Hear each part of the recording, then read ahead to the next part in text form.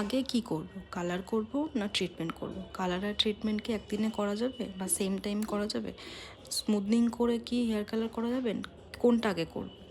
তো এই রকম সমস্যা তোমাদের অনেকের আছে বা অনেকেই বুঝতে পারো না ঠিক কোন ট্রিটমেন্টটার সাথে কালার করব, কালারের সাথে করা যাবে কি না, করা না গেলে কখন করব, কিভাবে করব, প্রসিডিওর কী হবে, এই সমস্ত নিয়ে প্রচুর প্রচুর ইনকোয়ারি আছে বা প্রচুর প্রচুর ডাউটস রয়েছে। তো আজকে তোমাদের জন্য এখানে আমি দেখো একটা শেয়ার করছি।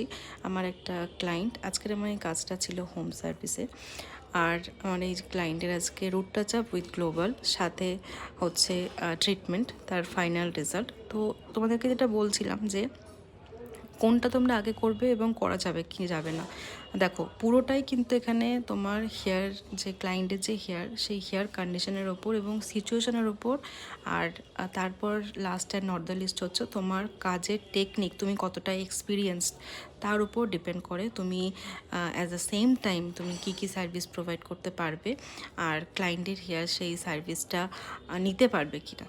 তো সব কিছু মিলিয়ে একটা মেলবন্ধন কাজ এটা, যার জন্য অনেক অনেক এক্সপিরিয়েন্সের দরকার এবং খুব ভালো কাজের টেকনিক না জানলে কিন্তু করাটা সবার পক্ষে সম্ভব নয়। হয়তো করে দিতে পারবে, রেজাল্ট কেমন থাকবে, টিকবে কতদিন, এটা কিন্তু পুরোটাই একজন ভালো যারা এক্সপার্ট তাদের হাতেই সম্ভব, আদারওয়াইজ কিন্তু সম্ভব নয়।